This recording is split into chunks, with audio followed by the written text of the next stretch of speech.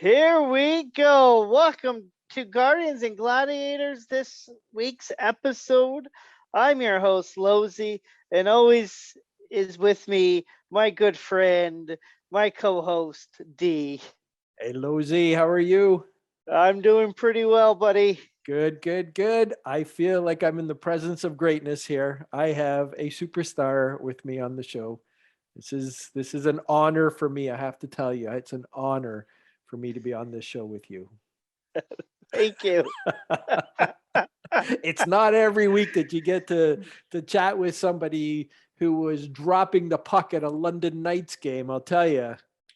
Oh, yeah, that was quite the night Friday. That was special. That was Yeah. special. How did it feel?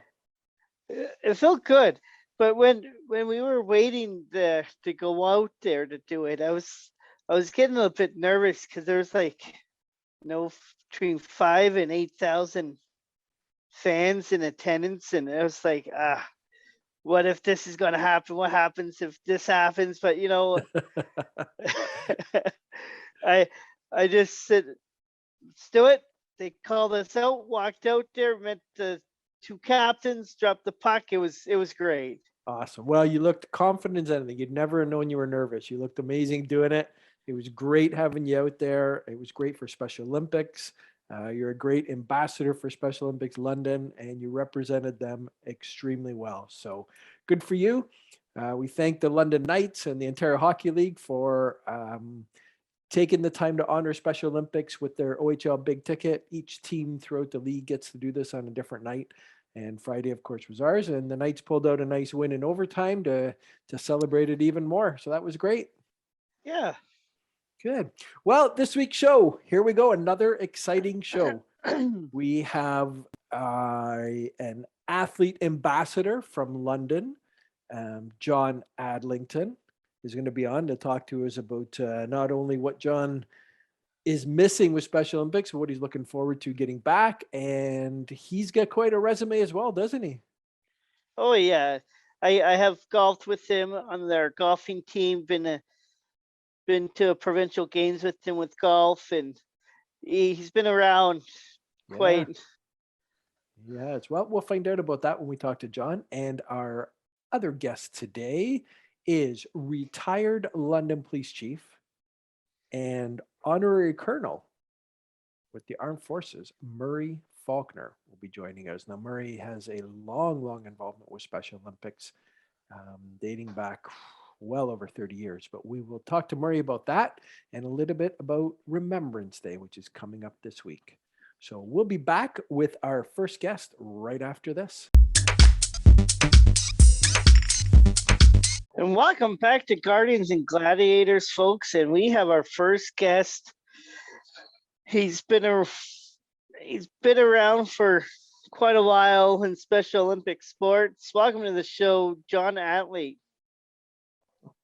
Thank you, Sir Chris. Hey, Jon, how are you? Good, yourself? I'm good. Thanks for joining us on the show today. My pleasure. Yeah, we understand you're just home from work, eh? Yep. Yeah. A busy work at Home Depot. Wow. Good for you. Busy weekends. You were saying it's Black Friday week, so everybody's out looking for deals. Yeah. Cool. So, Jon, when did you start Special Olympics, and what sport did you do first? So I started on Special Olympics back when I was around 8 or 9 years old, and swimming was my first sport in Tilsonburg Special Olympics. 8 or 9. That's amazing. And how long ago would that be, Jon? What are you now? 18, 19? Yeah, I wish. He just turned 10. Yeah. That would have been quite a while ago, wasn't it? Yeah, that's about 30, around 29, 28 years ago. Wow, that's amazing. What's so cool is that like even that far back, they still had Special Olympics available for young kids like 8 or 9, right? Yep. Because I think that's probably an age range where not as many parents know about Special Olympics or know that they can get their kids involved at that young of an age, do they? Yeah, exactly. Wow. So you started in swimming. Where'd you go from there? What sports did you start doing after that? So after that, I took some time off and went to high school and that, and then I started back when I was 18. I ended up joining basketball in Tilsonburg at the age of 18. Nice. And when did you make the move to London? I made the move to London in 2010, and I started in bocce ball and curling that fall. Nice. Nice. What do you have any favorite moments in any of your sports? Like, how far did you go?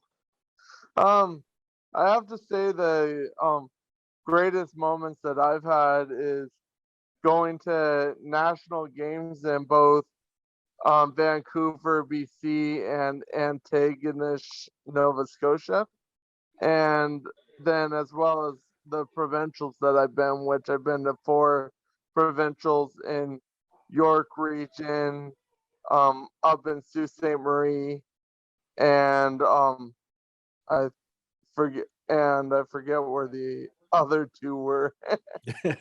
What sports did you go for nationals? I went to well, I've actually been to 3. I've been to Thunder Bay as well. I've been to in BC and Nova Scotia. I went for curling for bocce, I mean, and then curling in up in Thunder Bay. It was cold up That's there, cool. wasn't it? I was up there too. Really cold. It was chilly, yes.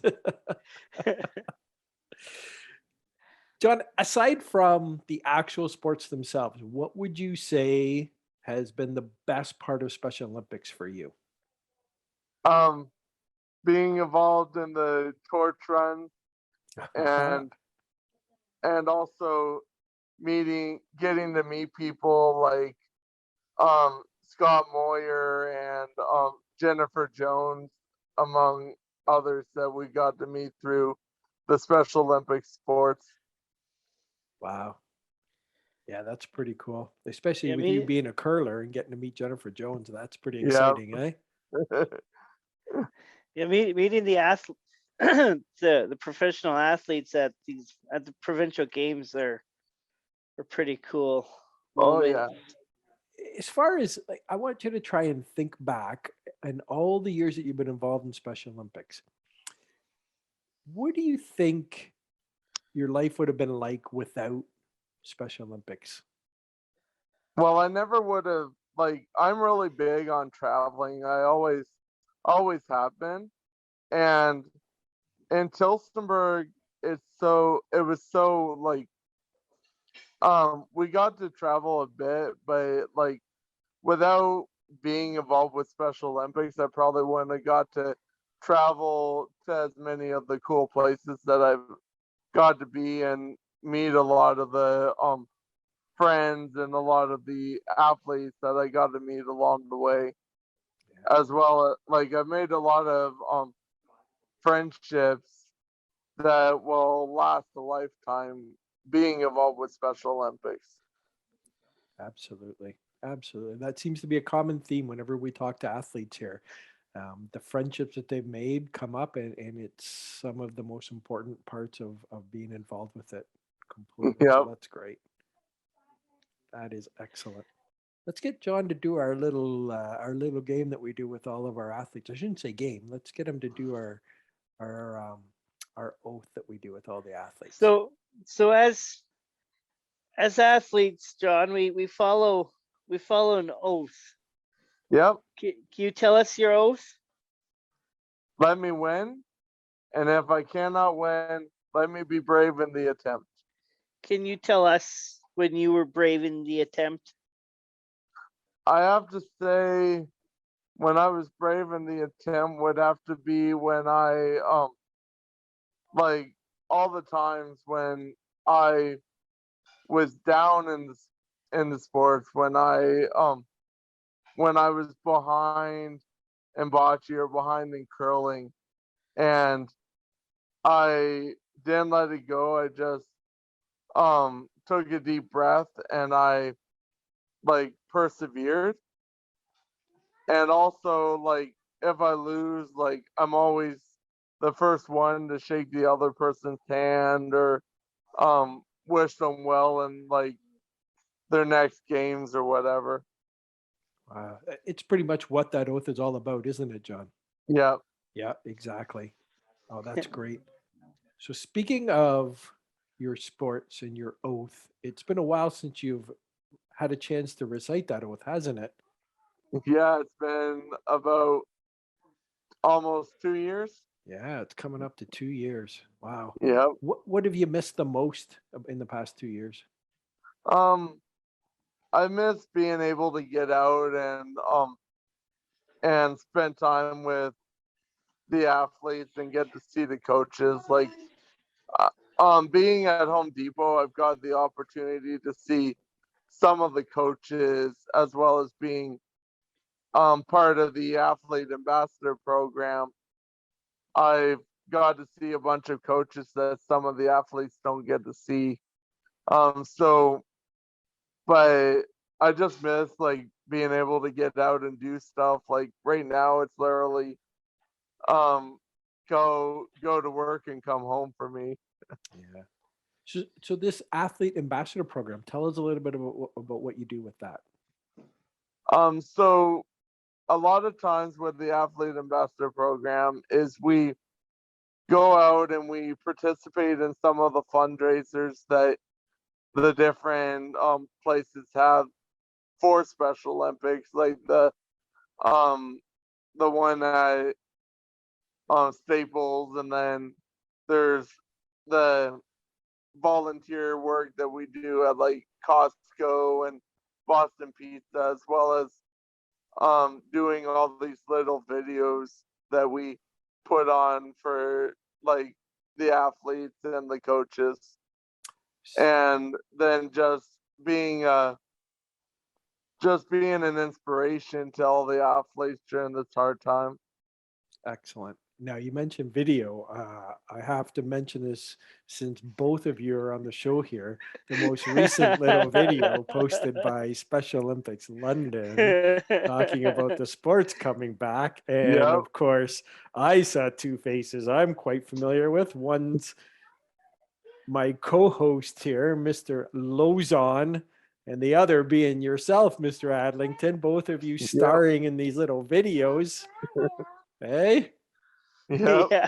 That's excellent. That's a lot of fun, actually. That's great. And this one, of course, was talking about the sports coming back. Are you excited about that? Oh yeah. Yeah. Good. Which sport do you think you'll be back into first? Have you heard any rumors or anything? Right now it seems like bocce's probably gonna be the first one coming back. Nice. Haven't heard much about curling yet. No. Good. Well, we are getting into the winter season, so curling could very well be on the horizon. Yep. That would be I've been nice. watching a lot of the professional curling on TV, so Yeah. Learning what Too not bad to do. yeah. Too bad we couldn't get the golf first, hey John? Oh, exactly. Tilstenberg had golf.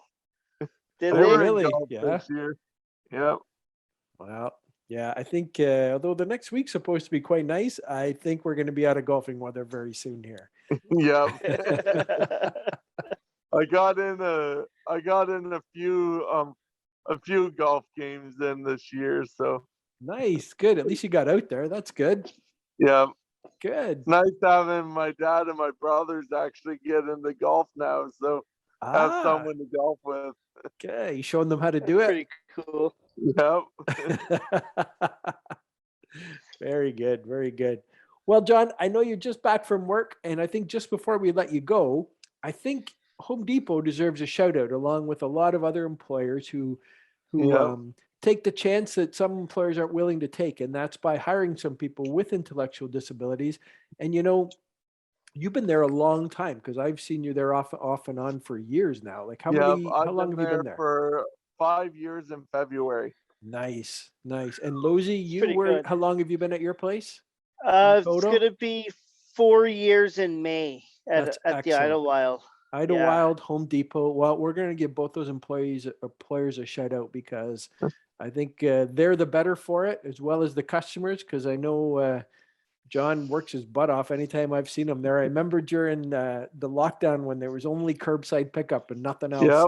And you were back and forth. I sat there waiting for, I think I'd bought some little tiny thing I had to wait hours and hours for. Yeah. In the meantime, I saw you back and forth and back and forth. Yep. So yeah, you earn your keep, that's for sure. Well, Jon, we really appreciate you taking the time to join us. It's great to have you on our podcast. We were excited Thank when we you found very out you're much. going to be joining us. Yep. Thank you.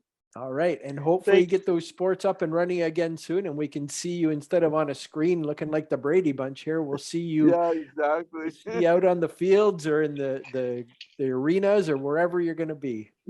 Yep. All right. Okay, Jon, you take Thanks for- care. You guys Thanks have for a coming good on, night. Jon. Anytime. Bye now. Bye. Bye. And Lauzie and I will be right back after this. And welcome back to Guardians and Gladiators. What a first guest we had, but now it's time for our special guest. He was a former police chief of London. Welcome to the show, Murray Faulkner. Well, thanks for having me. I don't know about special, but I'm here all right. Well, we use the term special just to make people feel good, but Oh, okay. yeah, Thank you're you. not the first special guest. Let's put it No, that way. no, I want to be the last. How are you, Murray? Good. I'm hoping this this pandemic that we've been in is going to run its course, and that we can get back to some normalcy, and that Special Olympics can get back to being involved what they do best, and that's involve the athletes and the social aspect. Yeah, of absolutely. that That program. that was kind of the theme last week on our show. We had Gary Geddes, who is the registrar for Special Olympics London, and we were chatting with him about some of the sports that are starting to make a slow comeback. And so it looks like some things. Chris was pretty excited a couple weeks ago. He found out floor hockey was back. So I think you guys have already had your first session. Yeah, last Monday we had our first session. It was good to see everybody again. Yeah, so we're getting there. We're getting there. It seems like So- a slow process, that's for sure. Yeah. So how long were you involved with Special Olympics, and what was your involvement? Well, it's a funny way to be involved. I guess I wasn't. Well, I still am involved in Special Olympics in a roundabout way. With the local program.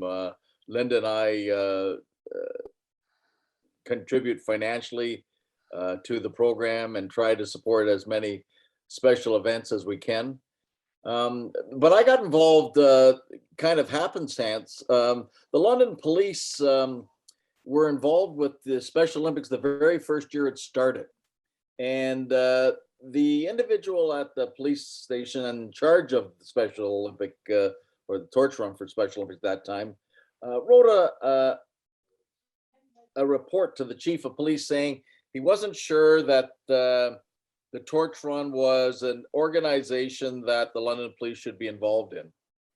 And so the second year that it happened, London police weren't involved in the Special Olympics. But there was a lot of pressure put on the chief to say, listen, you better have another look at this. And so Shipley was our chief at the time, and he said to me, I think I was maybe a constable or just a sergeant, said, would you have another look at that? And so I did, and I thought, gee, this is a great organization, and that we should be supporting it as a law enforcement agency and be part of this unique organization in which most other police services were. And so then the rest basically is history. I started to coordinate with the local Special Olympics program. At that time, they had an office in a basement on Adelaide near Commissioners Road. And I started to promote Special Olympics internally and sell T-shirts, and then it blossomed to coordinating all of Southwestern Ontario shirt distribution. And then eventually, when I became chief, I was the chairperson for the law enforcement torch run for Special Olympics in the province of Ontario for probably 5, 6, 7 years. I then went on the national board for Special Olympics, was on there for 4 or 5 years. And of course, no one wants an old retired chief of police anymore. So now it's just contributions in any way I can. As when you were chief, did you ever join in any of the runs for the torch run? Or Oh, were you- yes. Yeah, I mean, when I was a lot younger, I did, but when I was chief, I didn't. I mean, I had young guys like Mark McGugan and Derek Spence to run. I mean, there needs to be organizers and then there needs to be runners, right? So I needed to be at headquarters or wherever it was to receive the torch from our officers running. But I'll tell you, we've had some great runs, huge participation by London Police. We were one of the few police services, and I don't know if it's still on the wall, to have the large flame of hope given, which means we raised over, I forget what was it, $1 million or something through the police efforts. So yes, I used to run, but not anymore. Someone needed to do the speeches at the end, right? Yeah. Well, that too, but everybody has their niche in life, and mine was not running the torch at that time. So I have been involved with many final legs at OACP events, bringing in the torch. Right. And I will say, I think, the highlight for me with Special Olympics was in 2010. As a matter of fact, I was supposed to have retired back in, I think it was 2008 or 2009. But I knew that I had to raise about $2 million to put on the games, the 2010 National Summer Games. And I knew it was easier to raise money as the chief than the retired chief. And the Police Services Board at the time extended my contract. And I think we put on a very good, successful Summer Games. It was greatly enhanced by my senior officers. Everyone stepped forward and took part in organizing the games. No, it was a great success. And then I guess a week and a half after the games closed, I retired. Yeah, that was something I was going to touch on, that the 2010 games. When we talk about the torch run, I think it probably still must go down as the largest torch run for any games. I think probably even in Canada, we had about 500 runners running up Richmond Street. There's no games that are going to come close to that. No, It was incredible. A combination of being in Southwestern Ontario, being close to the Ontario Police College, that busted a lot of people forward. No, it was a very special evening. Yeah, I mean, I don't know if Chris, were you part of the 2010 games? No. In the opening ceremonies, we had a helicopter fly in with Don Cherry aboard the helicopter, and it was pretty exciting. It was pretty cool.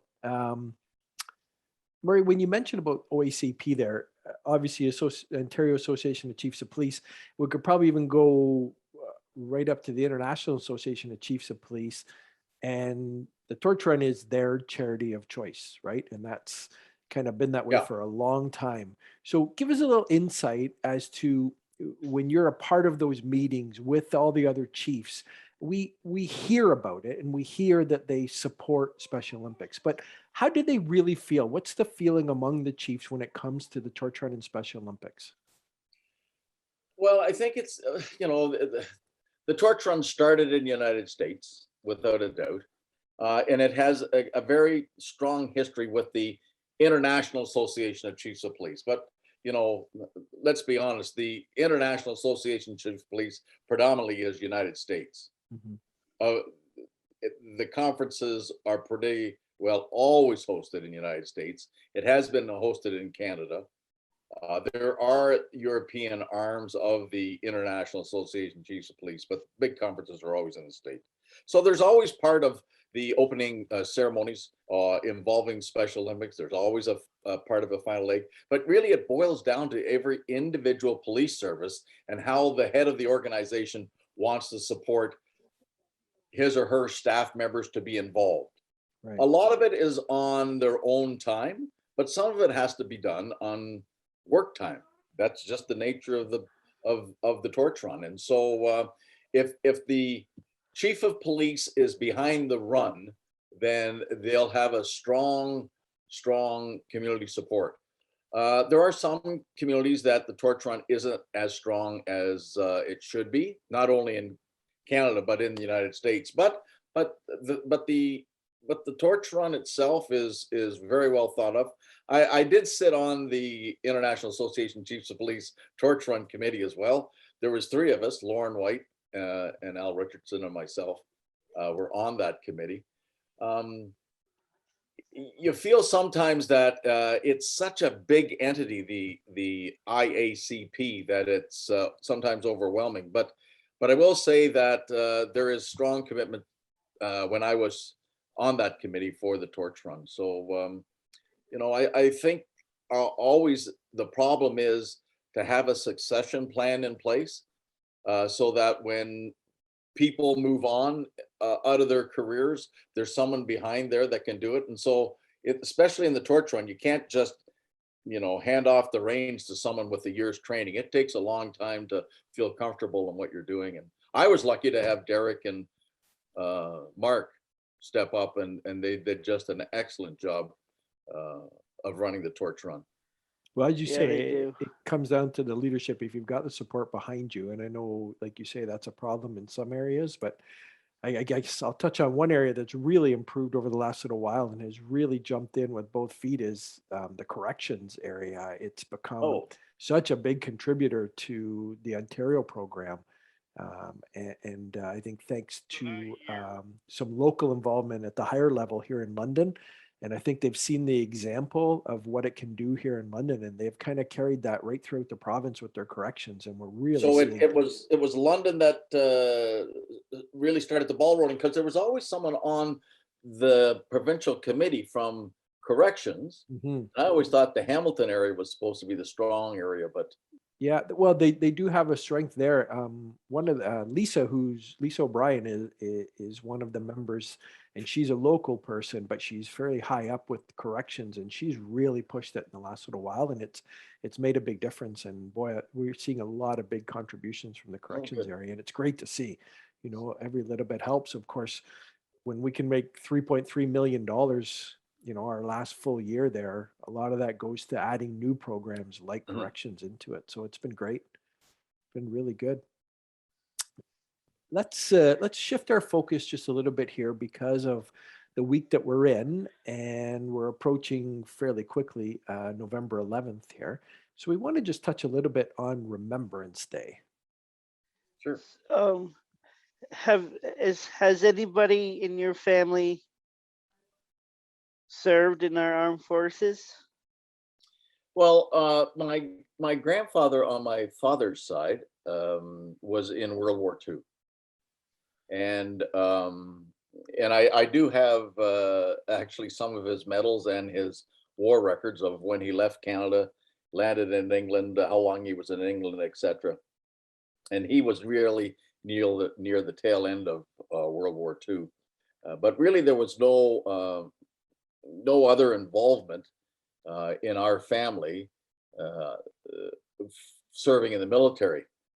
And it wasn't until I retired that I received a notice that I was being recommended to be an honorary lieutenant colonel for a reserve unit known as 31 Service Battalion, which really caught me by surprise since, I had no military background.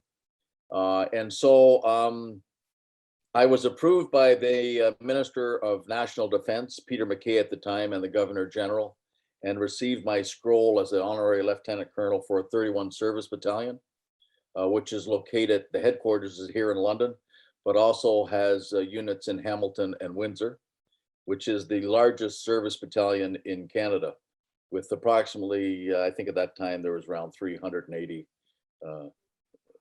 reservists. So I was the honorary lieutenant colonel for 3 years, and then I was promoted to the rank of a full colonel, and I stayed there for about 3.5 years with 31 Service Battalion. And it's an interesting group of Army reservists. A service battalion is a unit that that really all the other military units want to make friends of, because they cook the meals, they supply fresh water, shower, sleeping accommodations, transport. So in military logistics, nothing happens unless the service battalion puts everything together first. It's not it's not the romantic frontline warrior, but I will say the frontline warriors rely upon a service battalion for everything else that they have, from ammunition to food to clothing to accommodations and sleeping. And so I learned a lot about our military, and more so about our reservists. I always knew that that the training that our regular service members and our reserves members get was second to none. And while I was chief, I think I hired 18 reservists. Because of that training, they understand teamwork, they understand command structure, they understand the importance of professionalism. And I certainly saw that when I was the Honorary Lieutenant Colonel and Honorary Colonel of 31 Service Battalion. And then I got to understand more the history of the Canadian Army, specifically reservists. You know,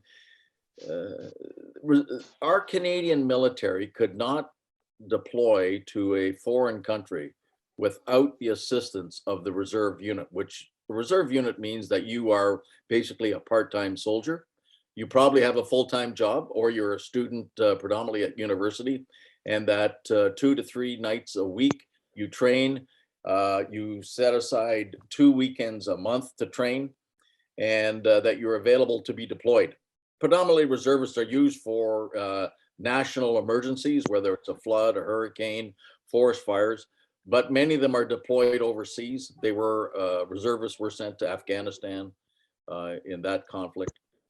And so I was very proud to represent the Canadian military at many Remembrance Day services, laying the wreath at London, of course, Cenotaph, which was very significant. But more significant for me was when the Cenotaph service was done in London, I then would go to Parkwood Hospital and be involved in another service there for the vets who weren't able to attend the Cenotaph in downtown London, and then have an opportunity after the service there to sit in their cafeteria and talk to them about their life, their experiences, and the treatment that they received, first-class treatment at Parkwood Hospital. Wow. Yeah, it gives you a whole new perspective, I think, on Remembrance Day, having gone through the experience you've been able to go through, wouldn't it? Well, and not only that, one of the issues, of course, is that that because mental health has been such a really a taboo subject, I think, for society to talk about. Now, with post-traumatic stress disorder being at the forefront, many of the soldiers that have come back now have an ability to talk about this trauma that they're experiencing. Whereas in World War I and World War II, it was more like the suck it up. No one really wants to talk about it, or no one cares. But now it's totally different, and so there are some great programs available at Parkwood and through other organizations to help our returning soldiers with post-traumatic stress disorder, as well as frontline emergency service workers who suffer, and even doctors and nurses through their occupation. Yeah, for sure. Definitely. It is great that the stigma is being lifted slowly but surely here for everybody. Well, we hope everyone does take the time on this November 11th coming up to recognize the sacrifices that were made. Get out, buy your poppy, and remember to take a moment and reflect on November 11th. I don't believe there's a parade again this year. I think there's a small service at the Cenotaph, but no parade. Is yes, the problem, the the Remembrance Day committee made an announcement that again, it was going to be by invite only. Last year, it was only 25 people invited with small numbers.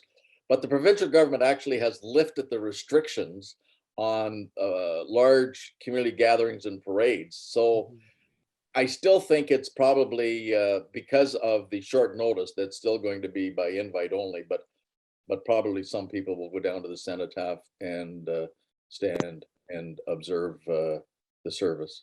Yeah, hopefully next year. I know I look forward to taking part in the parade when they have it. And the last couple of years, it's been a shame that we haven't been able to take part in that. But hopefully next year we're back at it and get to recognize people for what they deserve to be recognized for.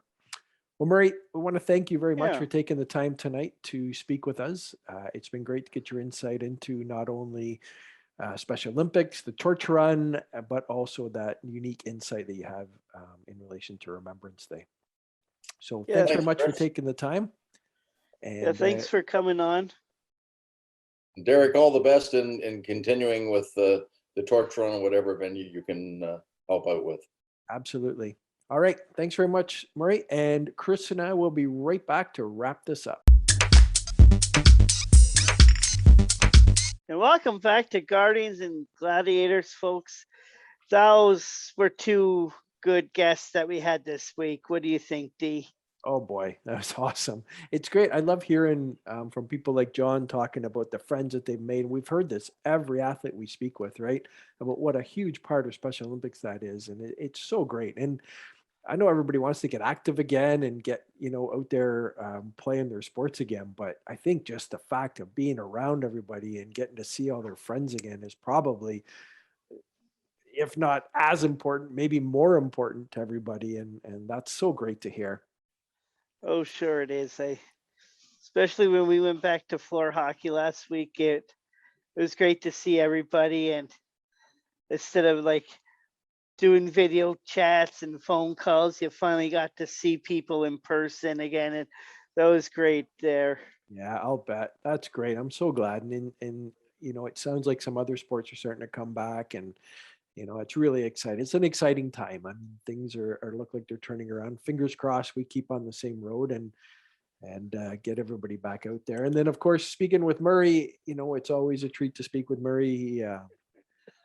He has such insight into the torch run relationship with Special Olympics, because he's been with it almost since the beginning, in Canada. Back, I think it was 87, it came to Canada. And you could hear from what he told us there about his involvement at the early days of it and right through, and the growth that's happened, due to leaders like him who really supported it.